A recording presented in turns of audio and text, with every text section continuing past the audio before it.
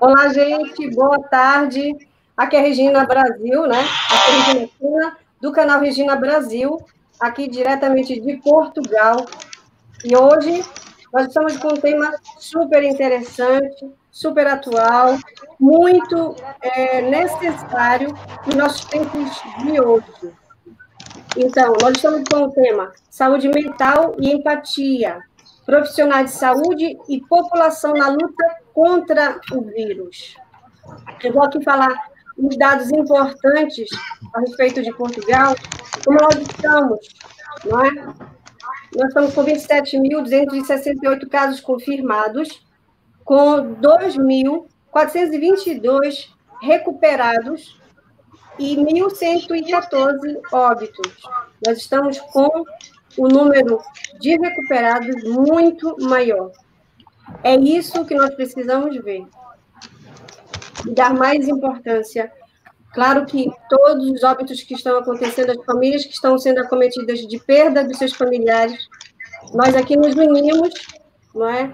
Mas também estamos aqui trabalhando junto para que psicologicamente nós possamos e vamos vencer, né, todo esse contexto abrupto que entrou nas nossas vidas.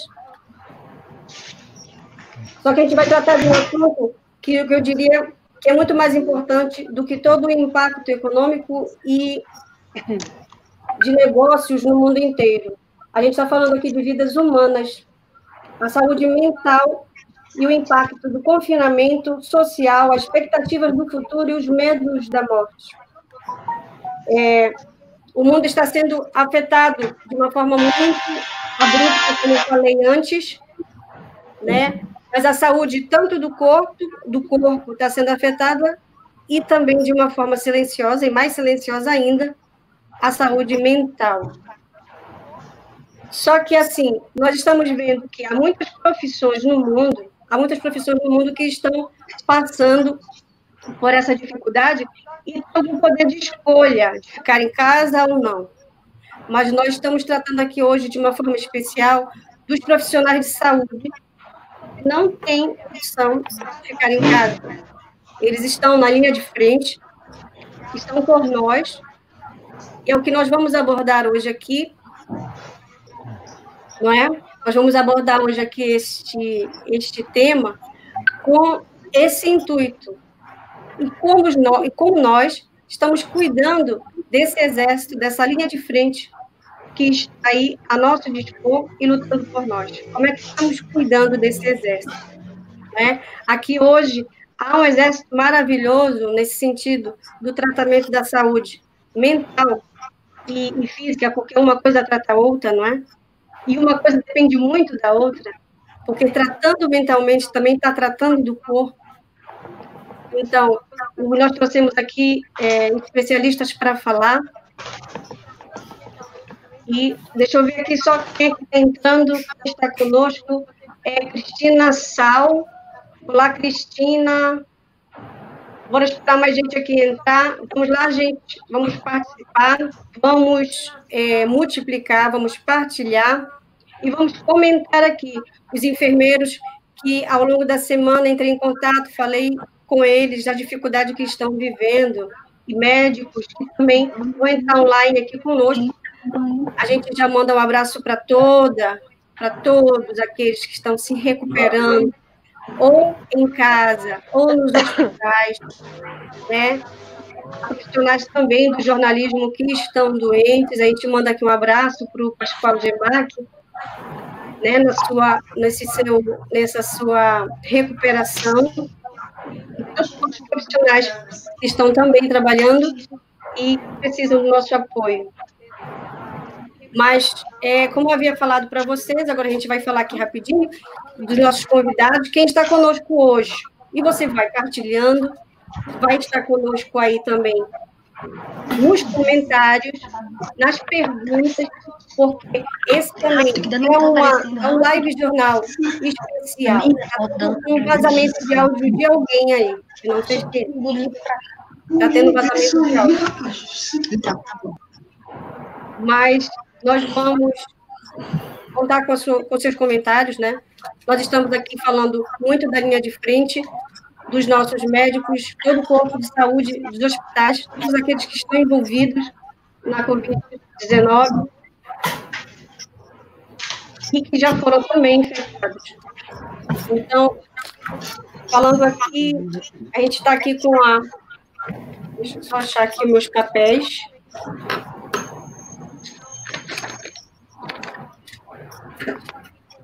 Nós estamos aqui com a doutora Alessandra. Doutora Alessandra, bem-vinda. Doutora Alessandra, bem-vinda. Olá, boa tarde. Falo daqui de São Luís do Maranhão. Olá, doutora. A doutora Alessandra, ela trabalha no Hospital de São Domingos, em São Luís, que é a rede privada, e ela também trabalha no Hospital Público, doutor Genésio Rego. Então, todos do hospital aí que estão acompanhando a doutora, vamos aqui partilhar e vamos comentar, porque é para todos os profissionais de saúde e para todos nós que estamos envolvidos de alguma forma, direta ou indiretamente, com o Covid-19. Então, bem-vinda, doutora Alessandra. Obrigada, Regina. Né, que é de São Luís do Maranhão. Nós estamos aqui também com a enfermeira, a Ralessa Pimentel. Boa tarde, Ralessa. Nós estamos em 18 horas e 23 minutos aqui em Portugal. No Brasil, é 14 horas e 23 minutos, não é? Exato, exatamente. Boa tarde, Regina. Boa tarde a todos. É um prazer enorme estar aqui. Agradecemos o convite por estar participando dessa live. Eu acho que vai ser muito interessante a nossa discussão hoje, no que se refere a, principalmente, profissionais de saúde que estão na linha de frente no atendimento e uma preocupação maior no que diz respeito ao âmbito da saúde mental, né? De como está se dando, como esses profissionais estão sendo amparados, qual o suporte que estamos recebendo.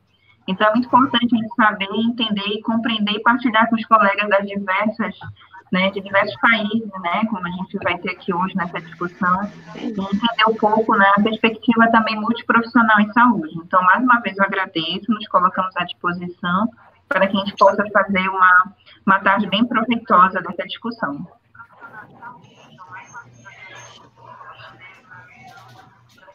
Estamos aqui com a dona Palheta Pinheiro, e é técnica de enfermagem, e ela está trabalhando na Prefeitura Municipal de Ananindeua. Bem-vinda, Bruna. Boa tarde a todos, né? Regina, obrigado pelo convite, né? E é um prazer falar um pouco da situação que nós estamos passando em relação à pandemia e os cuidados que nós devemos tomar, né? Tanto conosco como com as pessoas ao nosso redor. Bem-vinda, Bruna. Nós estamos aqui também com a Sônia Pereira, que é enfermeira especialista pediátrica no Hospital de Lamego, aqui em Portugal. Bem-vinda, Sônia.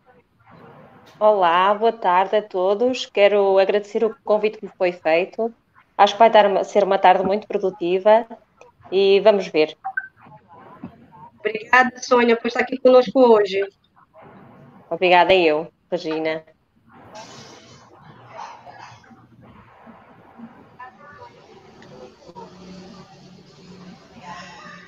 E conosco hoje está o nosso companheiro de sempre, né? Nosso radialista, jornalista, Celso Freire. Eu posso nem dizer sempre bem-vindo, né? Porque já é da casa, já estamos juntos aí nesse projeto. Tanto quanto eu e o Celso Freire, nós estamos juntos. E muito obrigada mais uma vez, Celso Freire. Diga aí nos seus comentários iniciais do nosso live jornal de hoje.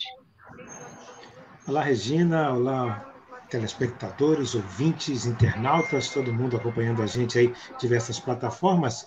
É isso, né, Regina? Estamos aí com esse trabalho do Live Jornal importantíssimo, né? Principalmente também com temas, trazendo temas sempre importantes para que todo mundo possa ficar muito bem informado, até porque tem informação de tudo que é lugar, né? Vindo informação de tudo que é gente. Então, a gente tem aí essa missão de levar uma informação correta, uma informação aí exatamente que as pessoas precisam saber, né? Quero dar boas-vindas aos nossos participantes, a Sônia Pereira, a Alessa Pimentel, a professora Alessandra Saad, né? A Bruna Michele também, a todos que estão participando, e vamos falar sobre saúde mental, né, Regina? Empatia, os profissionais de saúde, população aí contra o coronavírus. Importante esse assunto, até porque os profissionais que estão à frente aí estão adoecendo realmente, tanto da doença como também psicologicamente. Então, a gente vai tirar todas essas dúvidas aí a respeito do que está acontecendo com os profissionais de saúde, não só no Brasil, como também no exterior, não é, Regina? Isso, Celso Freire. E assim, nós vamos começar aqui com algumas perguntas que, na verdade, que a gente vai fomentar no meio aqui dos profissionais e que eles vão aí nos ajudar a responder. Vocês que estão aí junto dos pacientes, nós aqui, né, eu, Celso Freire não, né, o Celso Freire que está trabalhando na rádio, né, Celso? Mas eu estou aqui no poder de escolha, né? Estou aqui em casa. Mas os profissionais de saúde não têm essa escolha. Estão todos na ativa e de forma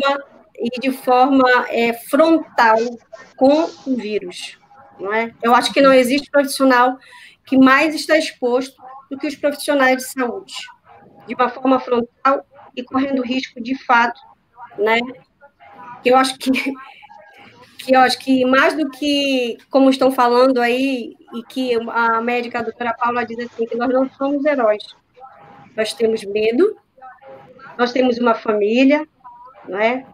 Nós temos ansiedade, nós choramos, não é? E depois a gente vai estar aqui falando sobre o relato da nossa doutora Paula, sobre o que ela está passando, o que passou dentro desse contexto nos hospitais, tendo como linha de frente, ali socorrendo a tantos, e por vezes sem ser compreendida, né, que é isso que a gente vai estar aqui, a empatia aqui, eu acho que no mundo inteiro precisa ser predominante, nós nos colocarmos aqui no lugar do outro, não é? De quem está nos atendendo, não é? E vice-versa, né? Porque uma vez que todos nós, que esse vírus não escolhe nem raça, nem país, nada. Todos nós somos um hospedeiro em potencial, não é? Então, nós vamos aqui tratar agora, e já falando para as pessoas, já está aqui conosco o Melchior Pereira Xavier. Olá, Melchior, o tema é muito interessante, parabéns que ele está dizendo aqui para nós. A Carolina, os profissionais de saúde são os nossos aliados nessa luta, né? E o pessoal, bora entrar, gente, bora entrar e bora partilhar para que a gente possa aqui já dar início à nossa primeira pergunta. E eu queria aqui, na verdade, chamar já a doutora Alessandra Safadi. Assim, eu vou estar aí direcionando a pergunta, mas todos fiquem à vontade também, né, para também entrar na conversa. Isso. E aqueles que, no caso, também já passaram, já está como a Bruna, já foi infectada, e ela pode também depois falar sobre isso que a gente vai perguntar agora. Doutora Alexandra, quais os efeitos psicológicos do isolamento social que nós estamos vivendo? Eu não falei uma coisa importante que eu vou falar aqui agora. Eu não falei aqui uma coisa importante, e a Sônia sabe bem disso, que nós aqui em Portugal, nós estamos vivendo uma quarta etapa do nosso isolamento social, né? Do nosso confinamento. Então, nós estamos vivendo agora um estado de calamidade pública. Nós estamos, é um estado abaixo do estado de emergência que nós saímos, não é? Nós vamos viver agora fraseamente, de 15 em 15 dias, o Estado português ele vai estar avaliando a abertura que vai ser feita de forma gradual, não é? Já estão funcionando algumas coisas e ainda vai se abrir mais, mas o governo está a tentar perceber se essa abertura vai ser positiva ou não, e se precisar voltar atrás, se volta. Mas o processo agora é de abertura econômica. O país, Portugal, está vivendo um processo de abertura econômica, abertura gradual, não é? Então, nós estamos vendo esse processo. Eu queria ter falado isso no início, eu não falei, mas só para para que a gente possa se contextualizar onde nós estamos. Estamos aqui falando da Europa e estamos aí falando do Brasil. Isso em contextos, né, de país, porque aqui no continente europeu, vários países não estão vivendo esse processo ainda de estado de calamidade. Ainda estão vivendo, ainda como na Espanha e na Itália, ainda em estado de emergência.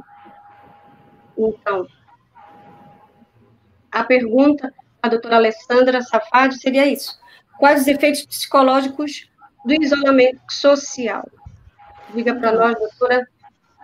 Então, nesse momento que nós estamos vivenciando, a medida do isolamento social, ela é importante, né? Até para que as pessoas compreendam e possam também juntos controlar essa doença e a disseminação do contágio, né? A medida do isolamento social, ela é uma medida tanto de saúde quanto pública, ela envolve todos. E as pessoas, nesse momento, eles podem apresentar sofrimento psíquicos, né? Causando sentimentos de medo, de ansiedade reativa, desamparo, sendo que o medo e a ansiedade, ela pode também se prolongar, né? Esse sofrimento, ele pode desencadear alterações emocionais mais graves, que seria a ansiedade e a depressão. Doutora, a senhora fez aqui um comentário comigo antes de nós entrarmos aqui online sobre, na verdade foi no WhatsApp, eu queria saber o que seria a ansiedade reativa. Isso para todo mundo, para toda a população. O que é a ansiedade reativa? A ansiedade reativa, Regina, ela é o que o profissional ou a pessoa, no momento, ele está nesse contexto inserido, né? Então, essas manifestações de ansiedade, elas são esperadas por esse momento. Por quê? Porque é um contexto novo, né? Um contexto novo que está além do que a gente estava vivenciando antes. Então, essas manifestações, nesse momento, elas são esperadas e fazem parte desse contexto. A gente vai aqui abrindo para os profissionais falar da experiência, né, in loco, né, a experiência diante aí dos pacientes que vocês têm estado, né, sobre a questão dos pacientes que chegam aos hospitais, como é que é feita há uma triagem de esfera psicológica para tratar os pacientes que estão chegando? Há alguma coisa nesse nível? Ou é só o tratamento sintomático, das coisas que está sentindo mesmo no corpo, ou tem algum tratamento, alguma preocupação? Como é que está aquela pessoa psicologicamente? A gente pode falar e as outras pessoas também podem estar em liberdade para falar alguma coisa a respeito. Nos hospitais que eu estou desempenhando o papel, Regina, a gente tem uma anamnese psicológica mais sucinta, né? É o histórico do paciente, como ele estava antes, né? E como ele se encontra atualmente. Então, assim, buscar se ele fazia algum tratamento de cunho psicoemocional, se ele usava alguma medicação, se ele já tinha algum histórico emocional, porque conforme essas respostas que o paciente nos traz, a gente tem que alinhar essas informações com o médico, até por conta de abstinência, abuso. Conforme essas respostas. Isso. Está tendo algumas vozes aqui que dá uma interferência, não sei de onde. Mas, assim, eu queria agora falar assim para a doutora Halessa. Doutora Halessa, como é que é feita, como é que está sendo feita a triagem diante do que a senhora está percebendo? A senhora trabalha diretamente no hospital, doutora Halessa? Não, na atual conjuntura eu estou na docência e gestão, né? Mas a gente tem muito contato com os profissionais que estão na linha de frente em diversos hospitais aqui de referência, né? Então, assim, particularmente, a gente tem observado que, de fato, se foca muito nos sinais e sintomas, né, das manifestações físicas, né? A preocupação maior é esta, mas a gente tem uma rede que ampara, não só psicologicamente, mas também com a ajuda dos nossos colegas profissionais, assistentes sociais, que também são muito importantes nesse processo, né? De auxiliar a população nesse sentido. Então, o que está observado, falando um pouco da nossa realidade aqui na região norte, especialmente em Belém do Pará, inclusive, entramos faz 2 dias em lockdown, né? E aí a gente os governantes estão tentando sensibilizar a população no que se refere de fato ao isolamento. Porque não sei se é a mesma realidade dos diversos lugares onde vocês estão, mas aqui as pessoas são bem resistentes, né? A gente sai nas ruas, a gente tem encontrado grandes aglomerações, muito por conta também, por exemplo, de um auxílio que o governo dispôs para a população, então as pessoas estão extremamente aglomeradas na frente de bancos. Como foi decretado o lockdown, muitas das vezes as pessoas não têm conhecimento, né, não conseguem compreender e correram para os supermercados para tentar estocar alimento, acredito eu. Então, os supermercados estão lotados, os bancos estão lotados. Eu percebi que foi um movimento, né, contrário do que se propunha. Então, assim, no que diz respeito realmente, de fato, a questão de sensibilização da população está tendo. Agora também, Regina e colegas, eu posso falar também para vocês no que diz respeito ao suporte psicológico também dos profissionais de saúde, né? Nós, enfermeiros, principalmente, falando da categoria de enfermagem, a gente tem uma síndrome, que é a síndrome de burnout, que a gente sempre... É uma síndrome que eu acho que a colega Alexandra pode falar com mais propriedade, mas também já vem, né, de longas jornadas de trabalho, e agora, com certeza, durante a pandemia, os principais sinais e sintomas se exacerbaram muito, né, a ansiedade, né, o nervosismo, o medo. Eu estava assistindo esses dias também uma discussão sobre a síndrome de pós-trauma. Então, muitos dos profissionais também que foram acometidos pela Covid, muitas das vezes têm medo de retornar, né? Aqui na nossa cidade, muitos profissionais que estão no grupo de risco foram afastados, foram designados para outros setores que não estivessem tão suscetíveis, né, à infecção pela Covid. Mas muitos dos nossos colegas, inclusive, eu trouxe até alguns dados que podem salientar depois da nossa discussão, acerca do número de profissionais de enfermagem que estão sendo acometidos pela Covid. Então, Regina, se você me permite passar esses dados... Pode falar, que depois eu falo daqui também. Uhum. Oi, pode falar? Pode falar. Então, de acordo com o nosso Conselho Federal de Enfermagem, até ontem, 98 mortes de profissionais de enfermagem ocorreram no Brasil. E aí ultrapassaram o número dos Estados Unidos, que ficou em torno de 91 profissionais de enfermagem. Desses 98 profissionais de enfermagem no Brasil, né, cerca de 25 foram enfermeiros, 56 foram técnicos de enfermagem e 17 foram auxiliares de enfermagem, sendo que a prevalência, né, com relação ao gênero foram de mulheres, a maioria mulheres que morreram. E estima-se que cerca de 3 mil profissionais de enfermagem estejam infectados atualmente no Brasil. E aí eu trato uma realidade, como a gente fala, não são somente números, agora estão sendo rostos. E nessa madrugada eu perdi, infelizmente, uma ex-aluna minha da Universidade da Amazônia, e a recém-formada enfermeira, infelizmente perdemos ela para essa guerra de inimigo, como a gente fala, invisível, né? Então, assim, os números estão mostrando, de fato, o quanto que nós, profissionais de saúde, estamos precisando, né, desse amparo, desse suporte psicológico, porque os nossos colegas estão adoecendo, os nossos colegas estão morrendo, né? Eu trouxe também alguns dados aqui, no mundo, 260 mortes ocorrendo de profissionais de saúde, profissionais de enfermagem, e isso mostra bem uma preocupação também da importância, né, do profissional de enfermagem em frente a essa assistência. Então, se a gente não estiver bem psicologicamente, se não estiver bem fisicamente, como é que a gente vai cuidar desses pacientes? E o que a gente observa? Que são grandes jornadas exaustivas. Muitas das vezes não temos equipamentos de proteção individual disponíveis para que os nossos colegas possam utilizar durante a assistência, né? Eu vi relatos de profissionais que não vão nem ao banheiro, passam muitas horas sem ir ao banheiro, usam fraldas para que não possam retirar o capote, porque só tem aquele único capote que ele tem que usar naquele plantão. Então, assim, são relatos, assim, que... Isso realmente... Isso vocês poderiam dizer para nós, né? Porque, olha lá, eu gostaria de falar o que passa um profissional... Pode falar.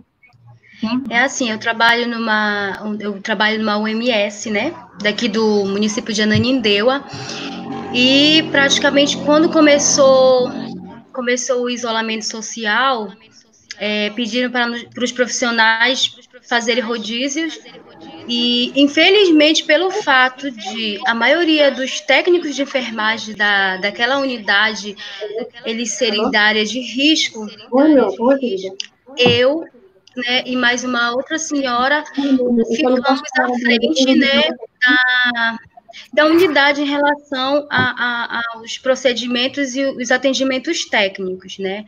Eu faço parte da sala da vacina e imunização e, assim, um relato que eu não sei muito bem como eu infectei, porque eu realmente estava usando todos os IPIs que ainda nos tinha na unidade, né?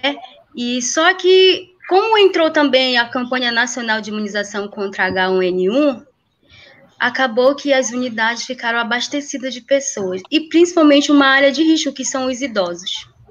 Eu lembro que quando chegou a vacina para cá, para o município, nós vacinamos em uma única manhã 350 idosos e profissionais da área da saúde. E como conter essas pessoas e ter um afastamento se elas vêm no mesmo horário, aquela parte da manhã, no caso, né? E aí é puxado, porque a gente já vem de uma carga, como a enfermeira Ralessa falou, de uma carga grande de trabalho, né? E não é fácil, porque a gente acaba não tendo tempo de se alimentar direito, porque a gente precisa dar conta daquela demanda, e as pessoas elas não entendem que precisam se afastar umas das outras. As unidades também não têm vamos dizer, o espaço físico para isso, e eles não entendem que a gente precisa vir em horários diferentes. Eles querem a hora que eles querem, né? Que estão disponíveis. E aí, eu acabei que me sobrecarregou. Eu realmente, eu tive, assim, muitos problemas em relação à infecção, né? Eu tive vários sintomas. Praticamente, eu acho que eu tive 98% dos sintomas, né? Pelo fato de eu ser asmática, pelo fato disso. E aí só que como eu também tenho rinite, na época que começou os meus sintomas, eu achava que era o sintoma da rinite. O médico me consultou e passou apenas a medicação de rinite, né? Foi um remédio à base de salbutamol e a minha bombinha. Só que na semana seguinte, eu já amanheci com os outros sintomas. Aí, falando com os profissionais, né, da área da saúde, porque pelo que eu conhecia do que estava acontecendo na rede pública e particular de saúde, não haveria condições de eu sair para ir procurar ajuda. Eu teria que me tratar em casa, né, me monitorando todo o tempo, e também tentando fazer de tudo para que a minha família não fosse infectada, né? Então, foram profissionais, uma infectologista, um médico clínico, uma enfermeira e alguns profissionais que me ajudaram a estar tendo esse suporte em casa. Só que a medicação que foi posta para os sintomas, e outra, uma coisa que a gente está sentindo muito aqui no município de Ananindeua é a disponibilização do teste para os profissionais na área da saúde. Quando eu fiquei doente, já tinha 3 profissionais doentes junto comigo, antes de mim, na verdade. E eu só consegui fazer o teste porque alguém ajudou, porque alguém foi lá, sabe, aquele jeito brasileiro, e aí eu fui fazer o meu teste. Mas como eu estava no 9º dia, o meu teste deu negativo. E eu voltei a trabalhar, porque estava exigindo que eu voltasse a trabalhar. O teste deu negativo. E aí eu comecei a sentir muito cansaço e falta de ar, e a medicação não funcionava. Aí um médico amigo meu, veio aqui em casa, me avaliou novamente e disse, não, você vai ter que se afastar. E pediu uma tomografia, que foi aí que o meu teste deu positivo. Eu já estava com o meu pulmão 45%, né, infectado, e pelo devido eu ter asma, me deu falta de ar, me deu dispneia, né, me deu cansaço, eu tive vômito, eu tive dores abdominais, eu tive febre, eu tive tosse. Então passou por todos os sintomas, né? Por todos os sintomas, eu acho uma coisa mais, né, Bruna? Isso, então foi muito difícil, por quê? Porque mesmo você sendo da área, você não tem, eu estou falando pelo meu município, você não tem um suporte adequado. Os meus amigos, os meus colegas estão em casa, mas eles não conseguem fazer o simples teste rápido. Bruna, eu acho que isso tudo serve para a gente, porque assim, a gente está adorando o profissional de enfermagem, está adorando a valorização que a população está, né, começando a ter. É uma coisa que a gente sempre falou, não desmerecendo as demais áreas, de modo algum. Mas se você não tiver saúde, você não consegue vender, você não consegue dar aula, você não consegue produzir, você não consegue produzir para o país, tanto que vocês estão percebendo o quanto que economicamente estamos sendo afetados. Mas como é que a gente vai trabalhar se a gente não tem saúde? Então, assim, é uma revolta muito grande nossa, enquanto profissionais de saúde, especialmente enfermeiros, a gente fala pela nossa classe, porque, por exemplo, a gente tem, Regina e demais colegas, desde 2000 a gente tem um projeto de lei que até hoje não foi aprovado, que é o projeto de lei 30 horas, que prevê 30 horas de jornada semanal para os nossos colegas de trabalho, nossos colegas que ficam, que saem do plantão, que dobram o plantão, que muitas das vezes as pessoas só fazem apontar nos noticiários falando que o enfermeiro injetou leite, não sei o que, na veia do paciente, mas ninguém olha por trás. Aquele enfermeiro, ele está recebendo condições dignas de trabalho, ele está com os EPIs adequados, ele tem condições de conforto. Muitas das vezes a gente briga, tem hospitais que a gente não tinha nem onde trocar roupa, né? Não tinha locais que a gente precisava pedir licença para a gente descansar um pouco.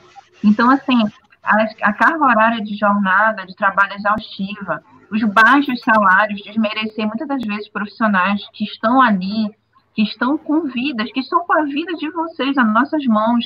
A gente sempre fala, né? Tem a professora, nossa colega, a professora Milene, sempre fala, o paciente é o amor da vida de alguém. E muitas das vezes eu me deparei com isso quando, por exemplo, eu necessitei, claro, obviamente, eu defendo com unhas e dentes o SUS, porque eu acho que o SUS pode dar certo, sim. Tem profissionais competentes, profissionais que se entregam, literalmente, que fazem de tudo para que possam prestar uma assistência de qualidade, uma assistência digna, muitas das vezes, pautada nas políticas de humanização. Então, isso, doutora Halessa, a gente vai aqui passar um pouquinho mais adiante, assim, também para perguntar aqui para a enfermeira, a gente está sabendo dessa situação, vocês estão falando aqui coisas que é do dia a dia do enfermeiro, assim como os médicos também, do que eles passam, mas vocês já viviam tudo isso muito antes, não é? E agora, com a pandemia, aí é como se fosse uma bomba. Agora, falando assim, com a enfermeira Sônia aqui em Portugal, em Lamego, como é que está assim a realidade? Já visto assim que não estamos assim em números tão grandes em relação a algumas cidades do Brasil. Mas para a gente, como é que está sendo a sua experiência como enfermeira dentro da pandemia em que nós estamos vivendo aqui em Portugal? Realmente nós aqui em Portugal estamos muito melhor do que no Brasil e noutros países, como na Espanha e na Itália. No início da pandemia isto foi complicado, porque as pessoas não estavam habituadas, as pessoas não sabiam o que iam esperar, as pessoas estavam assustadas, continuamos assustados. De início partimos a equipa a meio, começamos a trabalhar em espelho, metade da equipa no trabalho, metade da equipa em casa, para prevenir os contágios e para, se por acaso algum elemento da primeira equipa ficasse infectado, pois com certeza termos oportunidade de mandar esses enfermeiros para casa e mandar vir a segunda equipa trabalhar. Graças a Deus não foi preciso nada, mesmo eu trabalho num hospital na unidade de Lamego, que faz parte do Centro Hospitalar Trás-os-Montes e Alto Douro, que fica no norte do país, que já há alguns casos, mas ainda não estamos nada perto das calamidades que se vê noutros pontos do país. Os profissionais realmente foram chamados todos para a linha da frente, os profissionais que estavam noutros serviços foram chamados para o serviço de urgência, para abrirmos os cuidados intensivos, para abrirmos os cuidados diretos aos Covid, nas triagens, nos requisitos para fazer as colheitas. É uma carga sentimental muito grande, é uma carga emotiva muito grande. As pessoas estão assustadas, porém as pessoas têm cumprido, portanto os profissionais realmente têm medo pelas suas famílias, têm medo pelos seus amigos, deixaram de fazer os contactos, mesmo em termos de contactos próximos familiares, mas as pessoas no dia-a-dia, os utentes têm cumprido, sempre que vêm ao hospital vêm de máscara, são monitorizados à entrada para ver se não há nenhum tipo de sintomas e pronto, e é isso. Realmente os enfermeiros e todos os profissionais de saúde do hospital onde eu trabalho têm indicações para monitorizar temperatura e sintomas todos os dias e registar na plataforma.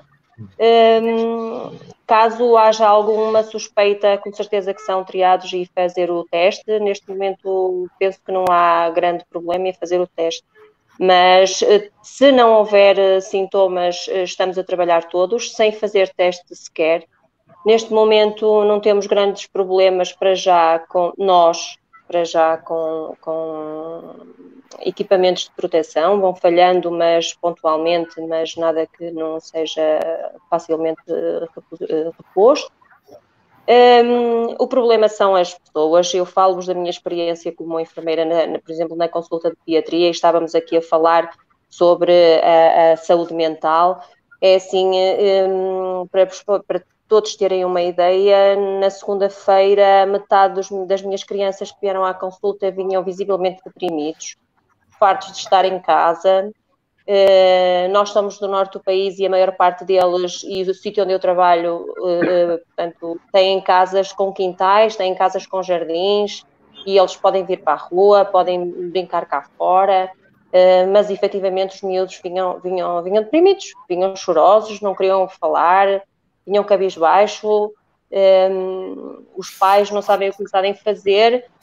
No início desta pandemia, a Ordem dos Psicólogos emanou umas diretrizes que nos foram entregues pela psicóloga lá do hospital, para a gente dar indicação aos pais como era as melhores, portanto, a melhor maneira de levar os miúdos a ficarem bem, algumas diretrizes para eles, para a gente tratar deles e da maneira como eles, como ocupar os tempos para não provocar mais stress do que eles já têm.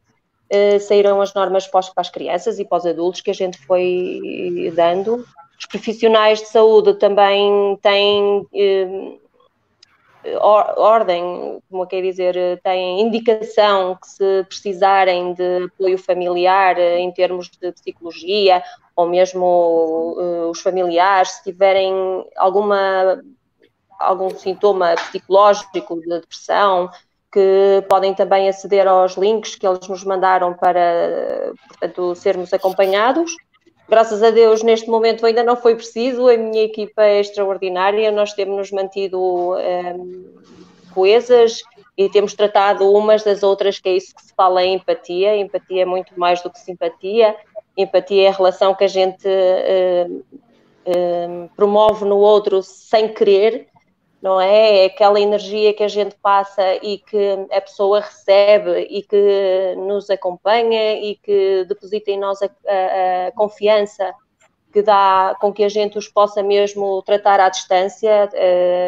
Nós estamos todos à distância de um telefonema eles vão telefonando, vão fazendo as perguntas, vão mandar, eu falo por mim, têm os meus telefones, têm os meus WhatsApps, eles falam comigo por qualquer rede social e nós vamos dando apoio assim. Os médicos também... Desculpa, Regina, não te ouvi. É isso que é importante também, assim, né? A gente está vendo, a gente aqui, nem de longe, nós estamos aqui querendo fazer algum grau de comparação, porque nós estamos em realidades diferentes, não é? Nós estamos aqui em continente diferente, né? O Brasil é um país continental, a gente bem sabe. Aqui em Portugal, e aqui na região onde a enfermeira está com uma discrepante, né? A relação que a gente fizer aqui olhando em alguns estados do Brasil. Mas a gente está aqui por exemplo, nós no Porto, né, Sônia? Mas no Porto, em Lisboa, sim, onde se concentra, né? Porque nós estamos afastados. Certo. Nós estamos afastados do maior número de infectados que estão na região do Porto, em Lisboa, né? Lá a contingência é muito maior, né? E o trabalho com enfermeiros, com certeza, está sendo muito não é? Nós falamos que assim, não é o peso físico da máscara cirúrgica, o peso físico é pouco importante.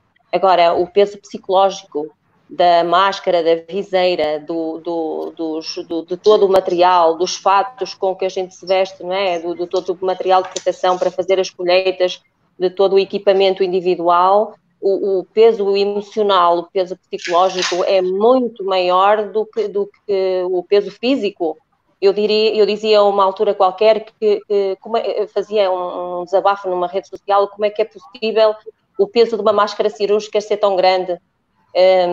Porque isto é novo para toda a gente e pior, a gente não sabe com o que é que pode contar, não sabe o que é que isto ainda vai dar, não sabe quais são as sequelas.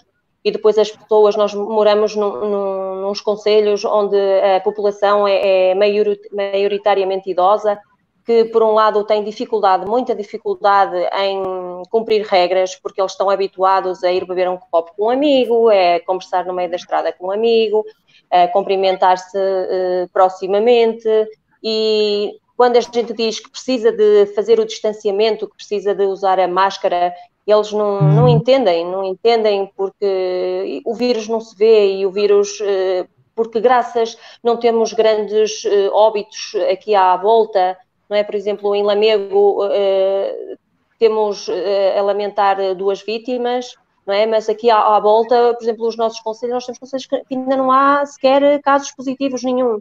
E as pessoas, mas muito devido ao confinamento que as pessoas fizeram, porque as pessoas fecharam-se em casa, as pessoas não saíam e as pessoas cumpriram, não é? Mas isto é difícil para toda a gente, porque os familiares estão cheios de saudades dos netos.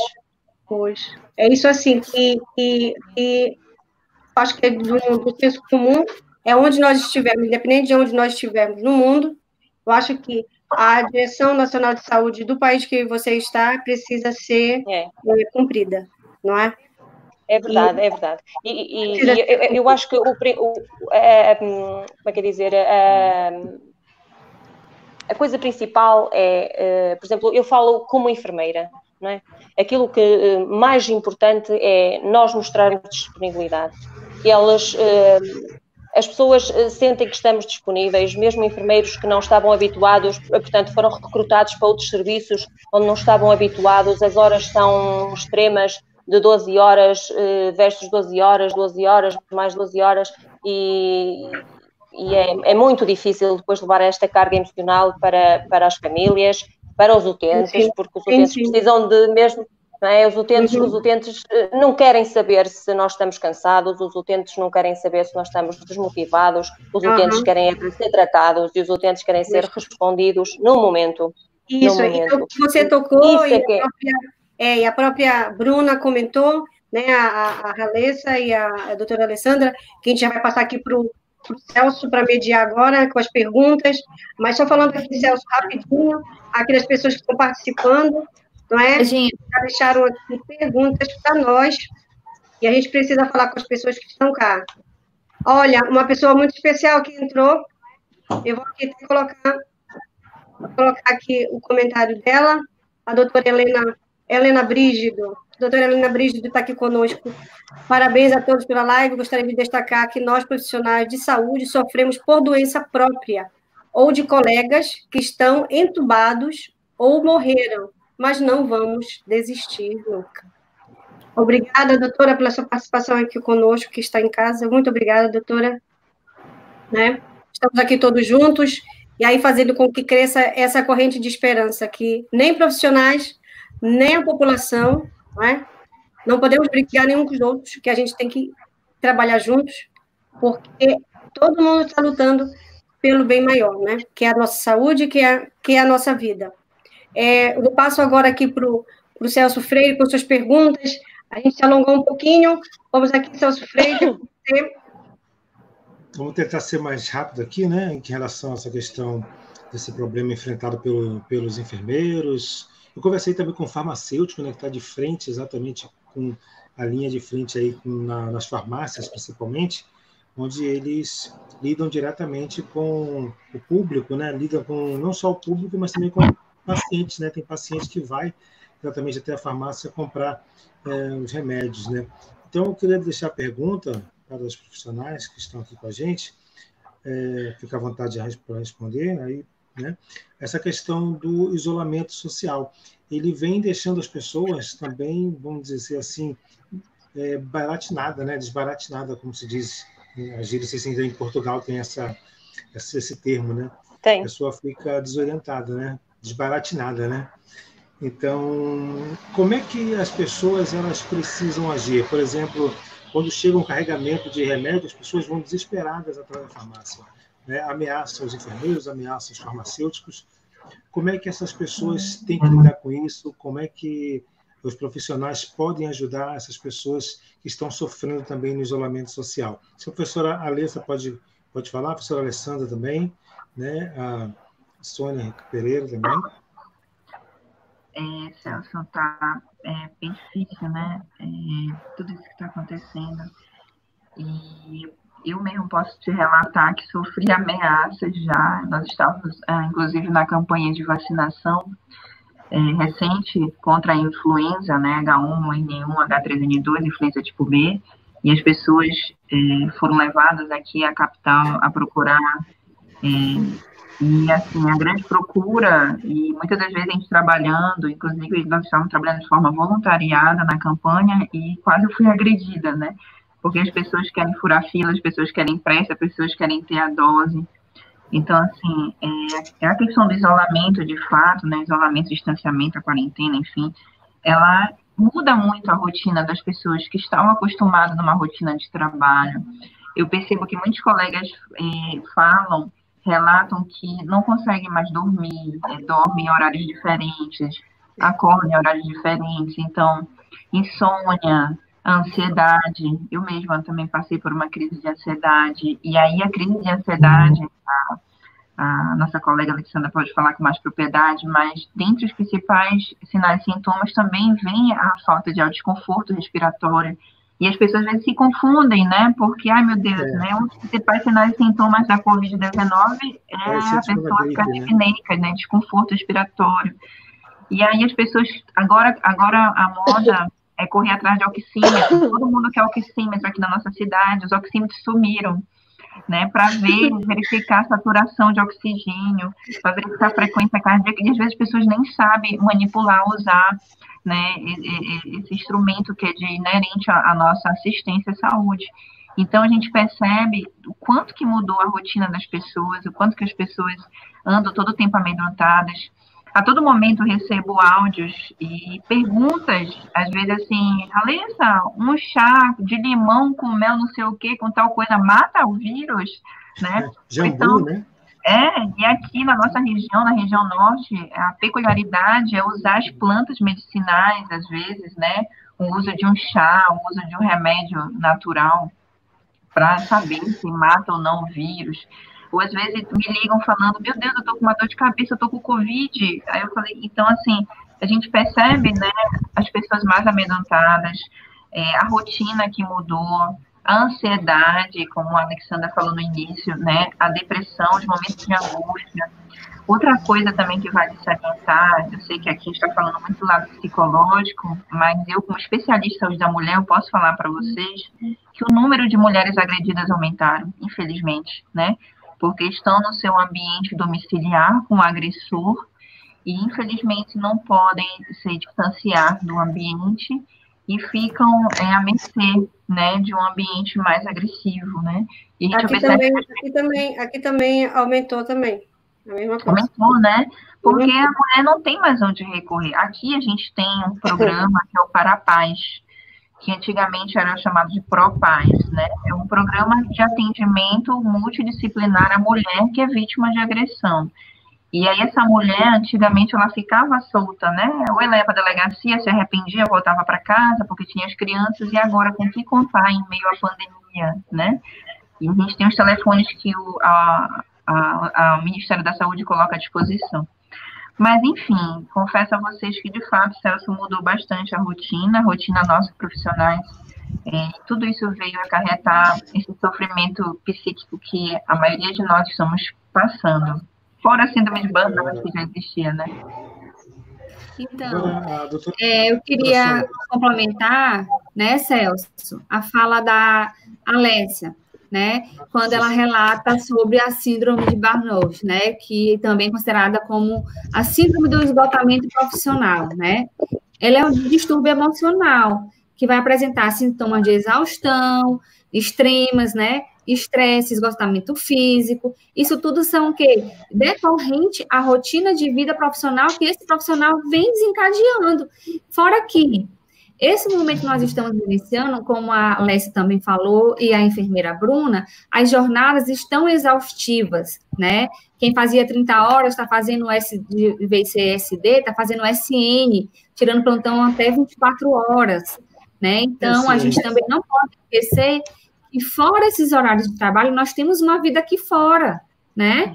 Então, que a gente, quando é um dos momentos das orientações que a gente pode estar relatando aqui, ressaltando, né, Celso, que esse momento de isolamento, a gente tem que saber lidar com essas ferramentas de informações, né? Que nós estamos buscando essas informações, filtrando o que a gente está tendo de informações, né? Buscando fontes mais confiáveis, e deixando também de ressaltar que tem muitas informações que são fake news e as pessoas não têm a disseminação de saber de onde vêm essas informações e acaba disseminando de formas erradas, que vai fazer o quê? Acabando potencializando a ansiedade e a população em si já está adoecida emocionalmente, né? Que é o esperado nesse momento, de um momento de tensão que nós estamos passando. É um momento mundial, é novo para todo mundo, né? Não é um contexto que a gente já vinha lidando antes. É verdade. Posso falar, Celso? Sim, eu vou passar para a senhora. Sônia Pereira vai falar agora a respeito, então, dessa questão, né, dos isolamentos. Os isolamentos, pronto. Nós aqui temos a vantagem de haver muita gente solidária. Isto em relação à medicação das farmácias, as pessoas realmente ficaram isoladas. Mas as farmácias, os farmacêuticos fazem entregas ao domicílio, há muitos voluntários, as juntas de freguesia, que nós temos, as nossas juntas de freguesia, não é? Organizaram-se de modo a que nos cheguem os pedidos e as necessidades, por exemplo, dos idosos ou das pessoas que estão mais isoladas, mesmo em termos tanto de medicamentos como de alimentos e outros bens essenciais, não é? Que não chegam porque aqui os nossos conselhos são todos muito separados uns dos outros. E os presidentes de junta e as comunidades vão-se organizando com grupos de voluntários e fazem as compras e fazem gratuitamente chegar os medicamentos e os alimentos às pessoas mais confinadas e que não podem depois vir comprar. De início, realmente, a corrida aos medicamentos e aos supermercados foi muito grande, mas agora já não há grande falha de estoques, agora já está tudo reposto, as pessoas cumprem e já não há grandes aglomerados nos supermercados e as pessoas vão cumprir. Celso. Verdade. A Bruna quer também compartilhar algum detalhe, Bruna? Bom, já foi falado, né? E assim, agora, no meu âmbito de trabalho, a gente está fazendo rodízio, né? E aí eu acredito que a luta, ela é muito grande, né? E a gente precisa ter realmente uma preparação, uma ajuda psicológica, porque isso mexe muito. Eu acredito que muitas das vezes os meus sintomas se agravaram porque eu fiquei com uma crise de ansiedade muito grande, né? Tanto que eu voltei a trabalhar esses 2 dias e eu passei mal, né? Mas aí eu conhecendo um pouco, eu sei que isso vem gerando desse medo e de ver a realidade dos nossos colegas de profissão sendo, vamos dizer assim, abatido muitas vezes por conta que não tem suporte, não tem material, e o medo de você voltar, e aí, como é uma doença nova, uma infecção nova, a gente precisa saber se realmente, mesmo a gente sendo da saúde, a gente tem aquela dúvida, será que ainda irei pegar de novo? Será que eu já estou imune? E aqui, pelo menos no município de Ananindeua e alguns municípios que eu já vi, ainda não fornece, né, pelo sistema público de saúde, a sorologia para ver se você está imune a esse vírus, né? Então, essa a nossa, vamos dizer, quem foi afastado devido ao Covid, essa preocupação. Mesmo eu estando bem, né, fisicamente, sem nenhum sintomas, será que eu vou estar bem psicologicamente para voltar? Né? Muitas das vezes a gente não encontra esse suporte, né? Aí a gente fica perguntando, será que eu ainda estou, já estou imune realmente a essa doença e não pegarei mais? E se eu pegar, como serão as consequências daqui para frente, principalmente aqueles profissionais que têm uma morbidade, né? Que têm uma doença crônica, que já tem alguma predisposição para um agravamento, né? Essa preocupação que é maior, né? Porque e mesmo você não tendo, né, você acaba ficando só, porque a maioria dos nossos profissionais, eles foram afastados por conta que ou são já na área de risco, idosos, né, tem problemas de hipertensão, diabético, e isso é uma sobrecarga, porque se você está num setor, você acaba fazendo um serviço de 3 a 4 setores, né? Como eu estou fazendo. Quando eu vou voltar para 3 setores. Porque senão eu não vou dar conta, né? Vou fazer o que eu posso. Mas, por exemplo, eu estou afastada. Já é questão da falta de profissionais? Já de profissionais. Eu estou afastada e todos os setores que eu tomava conta estão fechados. A unidade de saúde só está tendo atendimento com 4 médicos nós montamos uma força-tarefa para a gente simplesmente fazer a triagem dos pacientes assintomáticos, né? Sintomáticos, no caso. Então, aí está atendendo só Covid. Os outros programas ficaram... Não ficaram todos parados. Mesmo porque os nossos... Que precisa de uma consulta do pré-natal, não consegue, vacina não tem, ortopedista, então só o que está funcionando, e a cada dia um médico vai e atende só 10 pacientes, porque eles querem evitar aglomeração, e ainda tem os pacientes que precisam de remédio de controle, que são os hipertensos, né, os hiperdias, e aí o que estamos fazendo? O paciente está sendo consultado, vamos dizer assim, online, né? Muitas das vezes os médicos fazem isso, ou então Isso. E aí, o que a gente faz? A gente pega o prontuário desse paciente, entrega na mão do médico, ele atende os 30 pacientes e os 10 que estão presenciais, e os outros ele só faz renovar a receita. E ele renova 6 meses, ele renova 3 meses. Só que aí, devido esse tempo, tem muito organismo que a gente sabe, a gente é da saúde, sabe que vai mudando, né? E às vezes precisa mudar a medicação, trocar, né? Aí também ainda tem um agravamento da medicação não mudar o efeito, né? E eles querem ser atendidos, infelizmente. É só assim que a gente está trabalhando lá. Agora, recentemente, né, a gente teve um caso de uma doutora, né, que ela não aguentou trabalhar numa UPA do Jaderlândia, ela entregou para o secretário de saúde municipal aqui de Ananindeua, e ela entregou o cargo porque ela não aguentou trabalhar exatamente sem condições, né? Então, sem os condições. médicos estão adoecendo, né? Quem gostaria de falar? Está todo mundo aí. Celso, é assim, eu acho que quando voltamos para o trabalho, depois, por exemplo, aí como a Bruna, que veio depois de uma infecção, das duas uma, ou a gente tem uma boa equipa que nos suporte e tem os colegas que nos suportam, porque nós, mesmo sem sintomas e com testes negativos, podemos sempre pensar que, primeiro, não estamos imunes e, segundo, que podemos ainda ser foco de infecção. Eu acho que esse é um dos grandes nossos problemas. Não é o eu estar infectado, mas quem é que eu posso infectar. Não é? Porque as máscaras cirúrgicas, que toda a gente sabe, só nos protege ao outro, não é? Portanto, é que tão importante tu usas a máscara que me protege a mim e eu uso uma máscara que te vai proteger a ti. Os profissionais de saúde estão muito preocupados porque, assim, nós olhamos para as nossas carreiras, nós olhamos para os nossos ordenados e para o tempo que a gente trabalha e pensa assim, eu por este dinheiro não vale a pena trabalhar, o corpo é bala para canhão e aquilo que eu estou a fazer, não há dinheiro no mundo que pague. Vem um bate palmas, vem outro faz não sei o quê, vem outro não sei quantos, somos todos maravilhosos. E até um comentário que a Daniele Ferreira fez aqui, completa, né, Celso? Que a senhora está dizendo, né,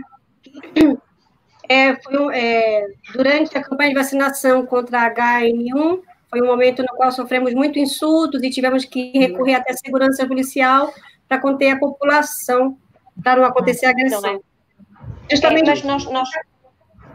Mas depois há os movimentos das pessoas que se juntam para parabenizar os profissionais de saúde e as forças de segurança que andam no terreno e que somos os heróis, não é? Mas no fundo, nós somos carne para canhão. E o nosso grande problema é quem é que eu posso infectar. E o meu grande problema é eu não posso infectar ninguém, porque eu tenho que estar bem, eu tenho que trabalhar, eu tenho que proteger-me a mim e eu tenho que proteger os meus colegas e eu tenho que tomar conta de mim e dos outros e os outros têm que tomar conta deles e de mim, porque senão nós não vamos conseguir. E é esta força e é esta união que vai poder ter algum sucesso para nós derrotarmos este vírus, porque se cada um trabalhar por si, se cada um não se preocupar com o outro, se quem está nas equipes, quando a gente vem da infecção, não nos recebe bem e sabe que nós vamos mais debilitados, pois com certeza, não é? Porque esta infecção não é uma infecção, uma gripezinha qualquer, não é? E quando a gente vai trabalhar, isto não é uma gripezinha qualquer, e portanto, quando a gente vai trabalhar, as pessoas têm que ter noção que nós, por um momento, podemos estar vulneráveis e passamos por quando alguém que vem caiu um pouquinho aí. Isso, não é? Cai logo a ideia, quando aquilo dá positivo, pensa logo, já morreram tantos, e se eu morrer?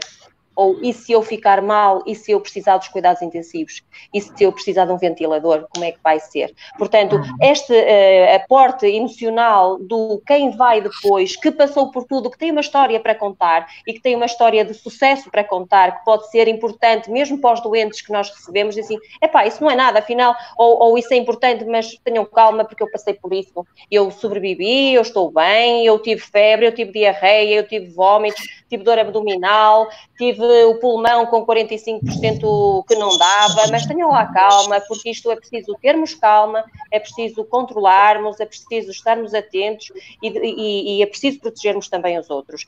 E as equipas, é o que eu digo, os nossos colegas é a família que a gente não escolhe, mas que estão lá e que têm que nos suportar, e nós temos que os suportar a eles, porque nisto já no dia a dia não é fácil, quanto mais numa pandemia, e o importante é o apoio emocional, e que nós temos que nos dar uns aos outros. É o que eu penso. Sônia, e o nosso maior medo como profissional, como você está falando, sei que são os outros, agora especialmente a nossa família, né? Então, esse eu acho que é o nosso maior medo, principalmente. E aí, se a Regina permite, o Celso também, só para falar de algumas estratégias que nós temos recebido aqui no Brasil, por exemplo, o nosso site do Conselho Federal de Enfermagem disponibiliza um ícone para quem está querendo algum tipo de ajuda de saúde mental. Então, ele deixa disponível um íconezinho do lado no site do portal Conselho Federal de Enfermagem, portal COFEN, e a pessoa pode entrar se ela estiver necessitando de algum atendimento psicológico. Nós também. Bem como algumas universidades também estão com os atendimentos, inclusive a Universidade da Amazônia, na qual a gente trabalha, ela está se colocando à disposição com a clínica Eclipse, né? A clínica faz acompanhamento psicológico, então os professores, os alunos, eles se colocam à disposição com marcação de atendimento também. E a gente observa também que a Fiocruz, né, as nossas entidades de saúde se preocuparam e disponibilizaram também recomendações que ficaram disponíveis na internet, nas publicações, para que a gente possa saber como conduzir da melhor forma possível essa pandemia e nós não podermos adoecer tanto, né? Como vocês bem pontuaram. Então, isso estão sendo estratégias aqui no Brasil, e aí falaram-se muito também na questão salarial, né? Foi um atrativo agora, principalmente para o estado do Amazonas, né, aqui na região norte. O governo criou uma estratégia, o Brasil conta com, eu esqueci o nome de toda a estratégia, mas disponibilizaram 267 profissionais que vieram para a região porque elevaram o salário, né? Então, o salário foi um atrativo para que vários profissionais se deslocassem para cá, para a nossa região, para que pudessem estar, né, na linha de frente nessa assistência, sendo um dos estados com maior número. E só atualizando vocês, hoje o Pará está com 6.775 confirmados e 578 óbitos, com 100% dos seus leitos de UTI ocupados, sejam no sistema público de saúde, seja a pessoa que tenha plano. Hoje em dia, na nossa capital, não adianta você falar que eu tenho plano. Esse número, Ralessa, esse número que é de infectados no geral, ou você está falando da parte dos profissionais de saúde? Não, é o número total. É o número total, 6.775 confirmados no Pará, atualmente. E 578 óbitos. No nosso portal do Conselho Federal de Enfermagem, eu não tenho a estratificação, na verdade, tem a estratificação, não sei se está atualizada, mas como eu te falei, até ontem foram 98 mortes de profissionais de enfermagem no Brasil, né? E aí, na região norte, inclusive, por exemplo, essa colega nossa que a gente perdeu de madrugada, provavelmente vai entrar para a estatística. E uma outra problemática que a gente está enfrentando são as subnotificações. Tem muitas pessoas que tiveram, né, todas as manifestações clínicas, no entanto, não tiveram à disposição o exame para realizar, né? Seja um teste rápido, seja o PCR. E aí, eu não sei se vocês vão perguntar. Deu um falso negativo. Às vezes a pessoa nem soube, né? Nem sabe se teve. Eu queria complementar.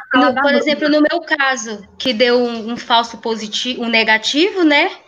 E alguns dias depois eu fiz a tomografia particular e não foi notificado, né? Não tem como notificado. E falando sobre os leitos, os planos de saúde particulares aqui, eles estão de porta fechada. Aí você imagina a revolta de um idoso que pagou um plano caríssimo, porque não é barato, o ano todo, e vai precisar de uma ajuda... E as portas estão fechadas. Não tem, né? Então, é complicado. Sobre a parte dos óbitos, né? Quando a Bruna fala que talvez o dela tenha dado um falso positivo, né? Eu percebo, pelo menos aqui, né, na minha cidade, em São Luís do Maranhão, que às vezes tem paciente que vai a óbito que não é nem confirmado paciente de Covid.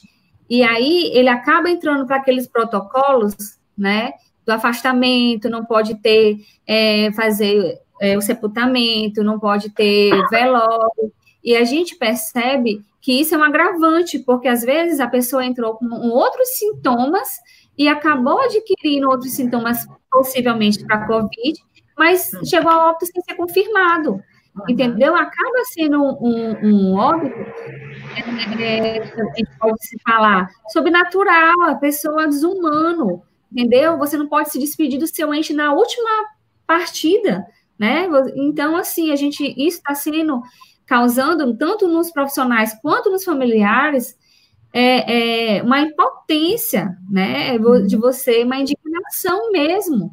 Porque é como eles dizem, meu familiar chegou aqui com uma pneumonia, uma gripe, não saiu o resultado até hoje do COVID, e vocês estão me entregando como se ele fosse COVID, né? Eu não vou poder velar, eu não vou poder sepultar, não vou poder me despedir. Não, em alguns hospitais não está sendo permitido o reconhecimento, né, desse paciente. Então, assim, será que eu realmente estou enterrando o meu familiar? Vai ficar essa interrogação, entendeu? Então, isso, como eu digo, manifestações psicoemocionais que está sendo mundial desenvolvida, que quando terminar tudo isso, vai ficar sequelas, né? Vão ficar sequelas. E aí, são poucos profissionais para depois amparar, né? Então, assim, no hospital que eu trabalho do Genésio Rego, somos 3 psicólogos para o hospital. E lá a gente se dividiu para fazer um atendimento específico para amparar os dois lados, tanto os profissionais quanto os pacientes, né? Então, os pacientes nós estamos atendendo em algumas demandas beira-leito, já outros nós estamos atendendo via telefone, né? A gente pega o contato, porque os pacientes estão permitidos de ficar com o celular, né, na internação, e então a gente faz esse atendimento psíquico pelo contato telefônico. E também com os profissionais a gente faz em loco, no posto mesmo que o profissional está alocado. E não só para o profissional de saúde, como médico, enfermeiro, fisioterapeuta e técnico. Nós estamos fazendo um atendimento humanizado ao hospital inteiro, do recepcionista, das pessoas da limpeza, né, do almoxerifado, da rouparia, do administrativo. A gente está conseguindo fazer um trabalho humanizado. E a gente está vendo que está tendo sucesso, por quê? Porque no início, quando começou essa pandemia, eles estavam desistindo, eles passaram no seletivo para trabalhar com pacientes com Covid. Quando eles chegavam, se deparavam com a realidade, desistiam. Então, a gente estava perdendo profissionais. E aí, a gente teve que pensar numa medida de contingência impactativa com esses profissionais, né? Então, a gente tem um momento individual, eles mesmos vêm em busca da gente, né, dos atendimentos. Quando não, a gente faz um momento com eles mesmos em cada posto que eles estão alocados. E a gente está vendo que a gente está obtendo sucesso com isso, né? A gente percebeu que houve uma melhora e uma estabilidade emocional, né, no momento esperado. Entendeu? Regina, só para a gente te passar logo, já tem mais de 1 hora, né, e 12 minutos já de live, né? Live jornal. O Brasil decretou luto de 3 dias por ter passado de 10 mil mortes. A França tem 26 mil mortes, 26.233, Espanha 26.299, a Itália 30.201, Reino Unido 31.313 mortes, Estados Unidos 77.180 mortes. Então, o Brasil entrou aí para o grupo dos 6 países com o avanço do coronavírus de 10 mil mortos. O Brasil chegou a 10 mil mortos e decretou, então, um luto aí de 3 dias. Regina, com você. Então, a gente vai aqui nas nossas considerações finais, gente, porque realmente o assunto ele é muito complexo e muita gente também que precisava, além dos profissionais de saúde, mas também as pessoas que estão em confinamento em casa, que estão passando por dificuldade. Eu queria rapidamente, antes de fazer aqui um relato da doutora Paula, que eu vou aqui comentar rapidamente, que a doutora Alexandra pudesse falar para a gente, rapidamente, como é que a gente deve se portar diante da questão da ansiedade reativa, né?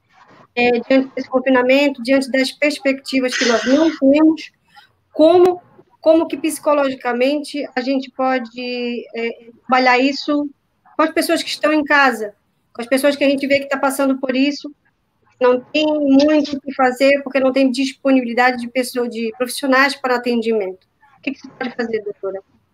Então, Regina, nesse momento que nós estamos vivenciando, né, que é um acometimento de isolamento social dessa pandemia, alguns atendimentos ficaram comprometidos, né, principalmente os atendimentos presenciais. Mas a gente também não pode esquecer que um recurso de enfrentamento que a gente também pode estar buscando são as redes de apoio familiar, né, os amigos também são importantes nesse momento, telefonemas, você fazer videochamada, principalmente com esses pacientes que estão internados, que nesse momento eles não estão podendo ser acompanhados pelos seus familiares, né? Então, esse videochamada com esses pacientes que estão internados, os familiares, eu ressalto que é um momento importante de estar fazendo.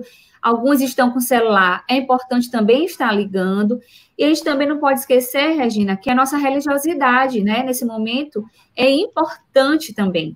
E os atendimentos, para quem já vem, às vezes, em tratamento psicoemocional, eu aconselho, né, e até deixo aqui, friso, que não interrompam, né, que é interessante que continue seus acompanhamentos, tem alguns psicólogos que estão dando continuidade nos acompanhamentos psíquicos via online, né, às vezes até telefone, pela via Skype, né, tem essas outras redes de apoio.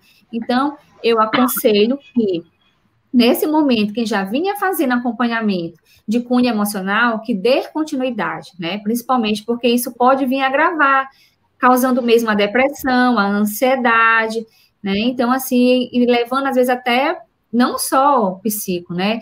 Emocional, de forma que a pessoa vai ter que fazer uma avaliação com o psiquiatra para que possa vir até ser medicamentoso, né? Esse tratamento, não só a psicoterapia. Então, nesse momento, a gente tem que usar os recursos que está a nosso favor, que está mais próximo, que é a rede de apoio, família, amigos, né? Resgatar momentos que você gosta de fazer, as pessoas que estão podendo desfrutar de ficar em casa, né? Aproveitar a família, resgatar coisas que gostava de fazer, mas com a rotina de trabalho que não dá para fazer, agora é o momento ideal, né? De você estar ressaltando e buscando esses recursos, né, escutar uma boa música, falar com quem você há um tempo não falava, por falta de tempo, por falta da rotina de trabalho. Então, esse momento é para resgatar coisas que a gente estava deixando ali na gavetinha, guardado, entendeu? Então, assim, o nosso emocional é que vai controlar o ritmo de todo o nosso corpo, que pode também causar, como a Alessia estava falando, que há profissionais que se acometem pelo Covid e ao retorno da jornada de trabalho, fica naquela dúvida. E aí, eu estou imune, né? Não vou mais adquirir o vírus novamente? Pois é uma coisa que ainda, né, os médicos ainda não afirmam para a gente, né? Se sim ou se não. Mas, em todo caso, mesmo quem já pegou, é o que eu sempre alerto aos profissionais do local que eu trabalho. Continue fazendo as medidas protetivas, fazendo uso dos EPIs, não é porque você já teve que você vai relaxar, né? Porque você pode não mais pegar, mas você pode estar transmitindo, né? E aí também é onde que mora o perigo, né? Então, a gente tem ferramentas que a gente pode estar usando nesse momento. É isso mesmo. A gente agradecer muito mesmo a presença de todos, né? Da contribuição e até muito aqui desabafo, né? Porque só nesse ambiente online a gente poderia fazer isso e tantas outras pessoas não conseguiriam saber do que se passa, né, com os profissionais de saúde, os tempos de hoje, né, com essa pressão psicológica que estamos vivendo com o Covid-19. É muita coisa envolvida, né, Regina? Não só o psicoemocional, é muita coisa envolvida, né? História de vida, né? O que a pessoa vinha fazendo antes, a religiosidade. Então, são muitas coisas agora que nós temos que parar para analisar. Não é uma coisa só Brasil, é mundial, né? Então, assim, todos nós estamos acometidos. É o que eu digo, quem não pegou vai passando ileso, mas também é um momento de reflexão, porque alguém próximo seu pegou, adquiriu, né? Ou você teve perdas familiares. Então, são momentos que a gente está passando agora. Então, é um momento de reflexão. Eu acho que o momento é mais do que... A gente está vivendo uma mudança de vida, né? Está mudando tudo e não vai mais voltar como era antes. Antes a gente tinha o direito de ir e vir, né? Hoje a gente não está tendo, né? Acho que não vai voltar mais como era antes. Eu podia beijar, eu podia abraçar, né? E hoje a gente está sentindo falta dessas pequenas coisas. Esse distanciamento que precisa ter. Mas, assim, eu acho que a própria pandemia trouxe uma parada brusca para todos. Parou todo mundo que corria, que não conseguia parar, não é? Principalmente nós, da profissional da saúde, que não paramos, né? Todo mundo no celular, nem podemos parar. Hoje. Ficava todo mundo no celular também, né? E a gente vai valorizar, eu tenho certeza disso, que nós vamos valorizar agora, mais do que nunca, o essencial. Sim. O essencial, não é? Cada um que tem a espiritualidade, a sua espiritualidade, né? Cada um aqui, como profissional de saúde, mas também como população, no mundo inteiro. Agora, mais do que nunca, nós temos que nos apegar a Deus, porque Ele sempre foi e vai ser e continua sendo, não é? O nosso conforto. Então, para todos nós, eu queria aqui rápido, porque ela está aqui, a doutora Paula Cristina Cavaleiro de Macedo, ela que me motivou também em fazer esse tema dessa live sobre a empatia, sobre os profissionais de saúde que estão dando a vida, literalmente, como a enfermeira Sônia falou, não há preço que pague, nenhum salário que pague, o que os profissionais de saúde estão fazendo, todos os profissionais, né, todos aqueles que estão, desde dos médicos até aqueles que limpam a área, né, que estão na limpeza, na desinfecção do ambiente e que também estão ali com possibilidade de também ser contaminados. Então, é para todos, porque quem está ali na família, em vida, não queria muitas vezes estar, mas pelo amor à profissão e pela vida, estão. Eu queria aqui falar só que um final mesmo, porque ela fez aqui um grande relato sobre o que ela estava vivendo, a doutora Paula, que é de São Luís, e eu queria só pontualizar aqui o final, né? Ela diz assim: não é fácil, não está sendo fácil. Isso ainda durará os dias, meses, mas assim como todos, temos fé que vai passar o mais breve possível e que sobreviveremos para testemunhar que Deus é conosco, que não nos abandonou à nossa própria sorte e que Ele nada, e sem Ele nada podemos. Pois se hoje estou de pé, a doutora diz, ainda que abatida em combate, é porque Ele me sustenta a minha casa, a minha família, e me permitirá voltar em breve ao fronte de batalha, ao lado dos meus companheiros de serviço. Que essa pandemia não seja esquecida por nenhum de nós, que ela sirva de grande aprendizado, porque nos mostrou que o único lugar em que estamos protegidos é a nossa casa, e que a nossa família é o bem mais precioso que temos e inegociável. Não é? Então, obrigada por todos que estiveram aqui até agora. Nós passamos muito... uma mensagem final. Como uma mensagem final. Pode ser? Pode. Quer falar, então, eu relato, né, que esse tempo que nós estamos vivenciando, ele é um tempo de intervalo para a vida, né? É uma oportunidade para repensarmos e pensar, né, que depois dessa sejamos seres mais evoluídos, né? Então, é como eu disse, é um momento de reflexão em todos os âmbitos da nossa vida. Então, eu espero que eu torço para que quem está à frente, né, trabalhando os profissionais da saúde, que Deus cuide e ilumine cada um de vocês, né, porque não está sendo fácil, né? Nós estamos deixando nossos familiares para poder poder dar suporte para outros familiares. Então, assim, é um momento, eu creio que único, que cada um está vivenciando e cada um vai tirar uma lição dessa. Eu espero que a melhor. Obrigada pela oportunidade, Regina. Tá, obrigada, Alexandra, obrigada, Bruna, obrigada, Sérgio, Sônia, obrigada, Valessa Pimentel.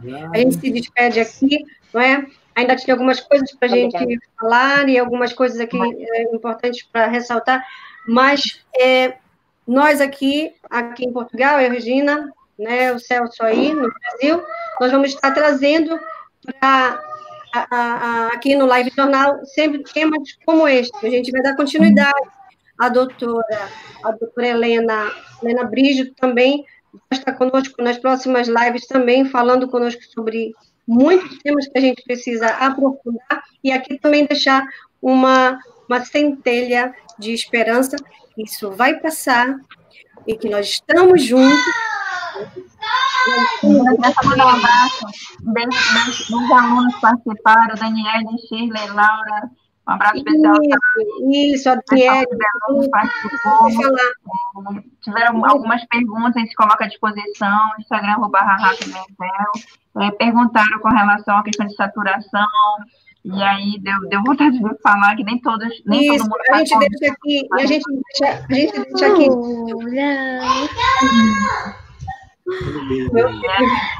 Um abraço na Bruna também, minha ex-aluna. Bruna, obrigada. Aqui da live. Eu tô doida para voltar a trabalhar. Eu tô mais doente porque eu não estou trabalhando. Eu amo o que eu faço. Voltar mais fortalecida. Se Deus quiser. Eu volto a trabalhar dia 18. Eu tenho fé em Deus que eu vou estar bem melhor, né? E assim, foi muito importante esse. Viu, Bruna? Foi muito importante. Verdade. Foi muito importante essa conversa, porque até alguns esclarecimentos em relação a isso serviu muito para nós, né? Porque nós profissionais que estamos precisando desse apoio mesmo, né? E eu acredito assim, a gente precisa passar por algumas coisas para poder servir de escudo para os outros que virão, né? Então eu acredito nisso. Então eu quero voltar porque eu já estou pensando nos meus companheiros que estão adoecendo agora, né? E a gente sempre conversa, né? E eu tô doida para trabalhar na área eu tô como técnica ainda, mas eu também sou enfermeira. E eu tô doida para trabalhar como enfermeira porque é o que eu amo fazer, né? E aí vamos vencer. Eu tenho fé em Deus que nós vamos vencer. Vai dar tudo certo. Olha, já deu. Verdade. Obrigada, gente. Obrigada. Veio aqui finalizar, né? Meu filho. Nós que agradecemos. Olá. Beijo, papai e mamãe estão assistindo. Obrigada a todos os participantes, a Cristina, Tal, ao Melchior Pereira Xavier, a Gisele Silva, a Daniele, a Adriana. O Alex Cabral. Que vão participar ainda na nossa live, que vai ficar disponível lá no meu canal do YouTube. Muito obrigada, uma boa tarde. E até sábado, às 14 horas do Brasil e às 18 horas aqui em Portugal. Exatamente. Boa tarde, obrigada. Tchau. Adeus. Tchau. Força para todos. Para todos. Parece uma criancinha.